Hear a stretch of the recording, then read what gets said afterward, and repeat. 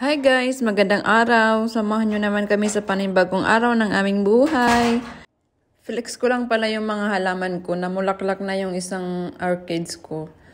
Yan po yung panahon natin, foggy. Meron ding tumubo na parsley dyan sa may orchids ko.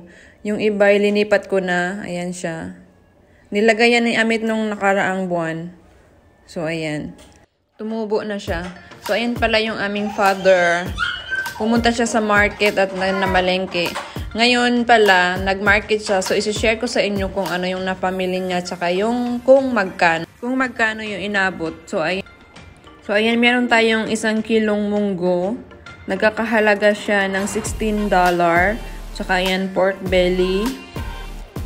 1 slice lang po siya. Siguro nasa kalahating kilo. Nasa 25 HKD. Saka yan po, dalawang slice ng kingfish. Siguro nasa 1 kilo po siya. Yung dalawang kingfish is 120. Tsaka mahal po ng isda, no? Tapos yung pamperet, pampano, 2 pieces, 80 HKD. Saka, ayan, yung sitaw natin, isang tali, $8. Tapos yung pechay, $10. So, ayan, yung bread, yung sliced bread natin is $21. Tsaka yung croissant is $20. Tsaka, ayan, pang balot natin, nasa $10. Tsaka, yung coconut milk. So, ayan, ayusin muna natin yung mga napamili. Lagay natin sa mga Tupperware. Tsaka, hugasan natin yung mga isda. Para pag nagluto ay mapadali. Ang kagandahan po, kahit kamamalengke ka ng hapon, mga sariwa po yung mabibili mo. Mga isda, mga gulay. Ayan.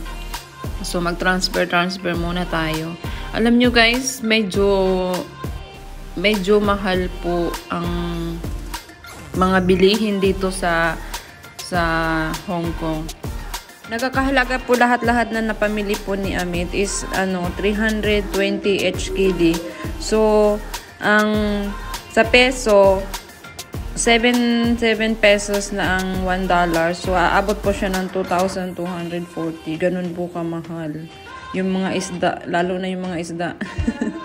So ayan po, tinanggalan ko pala ng ulo yung dalawang pampret kasi nasanay pa ako kay Ami, tinatanggal niya yan. Kaya ayan, ligpit na natin para alam nyo, aabot din po siya ng ng ilang araw po sa amin. Hanggang dito na lang. Thank you for watching. Bye!